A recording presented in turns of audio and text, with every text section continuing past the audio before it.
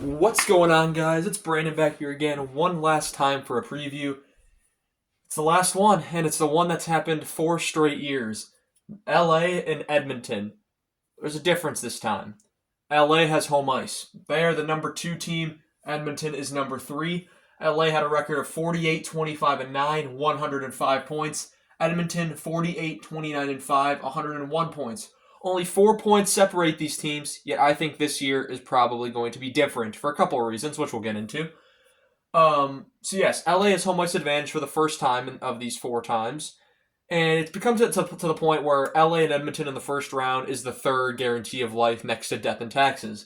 LA was second in the Pacific, 4th in the West, 6th in the league, finally living up to I think the full rebuild is finally done. I mean, they lost that first year they made the playoffs. They lost to Edmonton in 7. It was like we'll get more into that, but the next 2 years you could argue, but I feel like they finally got the pieces now that they could become a contending team. I would not consider them a contender the last 3 years. Edmonton was 3rd in the Pacific, 6th in the West, 9th in the league off a Stanley Cup final appearance. LA was 15th in goals for, 250, 2nd in goals against, 206 for plus 44. Edmonton was goals for, 259, which was 11th. Goals against, 236, which was 14th, plus 23 goal differential. Power plays, LA's was abysmal. 27th in the league at 17.9%. Edmonton, 11th in the league at 23.7%. PKs, LA was 8th with 81.4%. Edmonton was 16th with 78.2%. Special teams could be crucial in this series. LA's got a good PK. Edmonton, when having a healthy power play, is extremely lethal. That's something I've not really had this year that much. Top scorers, there's only 3 on each team that hit over 60 points or were close. Kempe, one of the most underrated players in the league in my opinion. 81 games played, 35 goals, 38 assists, 73 points. The ageless wonder, Anze Kopitar, 81 games, 21 goals, 46 assists, 67 points. And Kevin Fiala, 81 games, 35 goals, 25 assists, 60 points. For the Oilers, your big 2 and then pick anyone. Draisaitl in 71 games, 52 goals, 54 assists, 106 points. McDavid in 67 games had 26 goals, 74 assists, 100 points. They both played 10. They both played over 11 and over plus. They missed 11 plus games each, and they still were just dominated. Bouchard in 82 games also had over 60 points. He had 14 goals, 53 assists, 67 points. Kemper, in terms of goaltending, had a revival in LA. The 1-for-1 trade with Pierre-Luc Dubois. I mentioned in the Washington-Montreal video, it worked out for both teams. Kemper, after a horrible year in Washington, 50 games played, 31, 11, and 7, 922 save percentage, and 2.02 goals against average. Phenomenal. And I've always liked Darcy Kemper as a goaltender, going back to his time in Arizona. I didn't put Riddick on the board because it's David Riddick, and I really wouldn't trust him in the playoffs in net.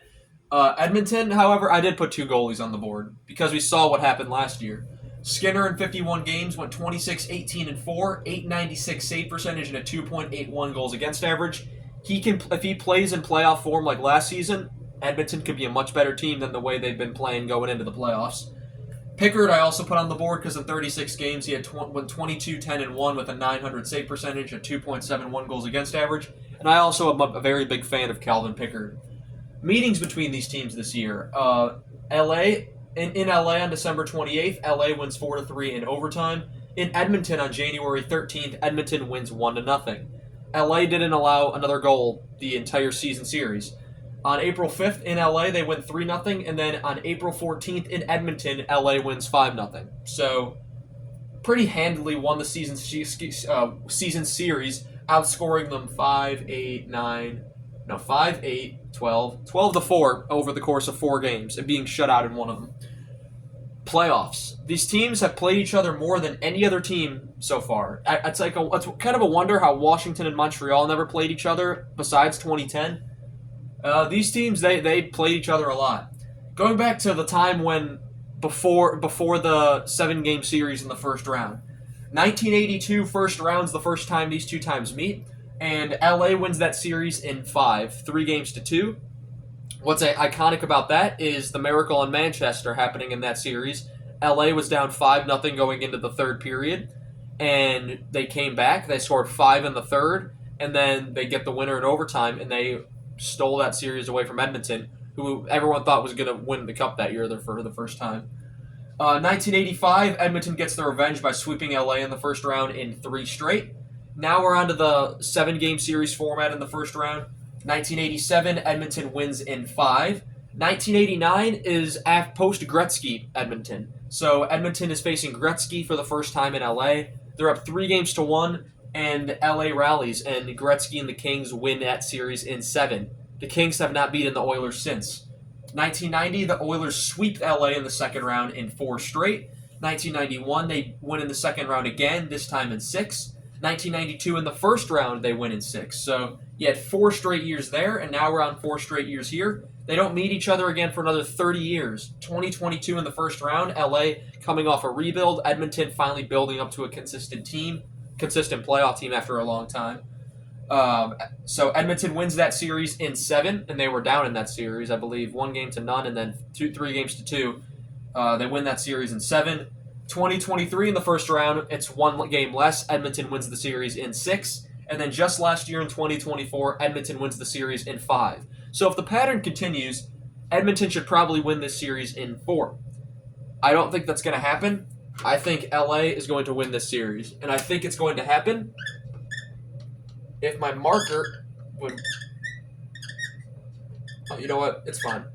Probably can't read that, but LA in 6. And the reason why? Health.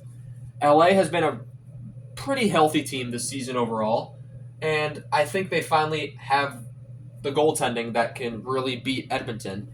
I mean, if you look at the last couple of years, they had Quick in 2022, 2023 and 2024, you had Copley, you had Riddick. Copley played well. It wasn't good enough really to beat Skinner. Riddick has had a bit of a revival in LA compared to where he was, but I don't think he's good enough to beat Skinner or Pickard. And this year they have a guy who's won a Stanley Cup in net. So overall, I think this is definitely a good chance for LA. In terms of Edmonton, they're without Ekholm, and their star players have been pretty injured throughout the season. If you look at McDavid and Draisaitl, they came back. There's no way they're at 100%. But, Edmonton's proved that they could win before, and they've beat this team 3 series straight in 3 straight years. Can they make it a 4th? I don't know. But this is the last of the predictions, so the bracket will be coming out soon. I want to thank you all so much for watching this video, and I shall see you all in the next one. Have a good one.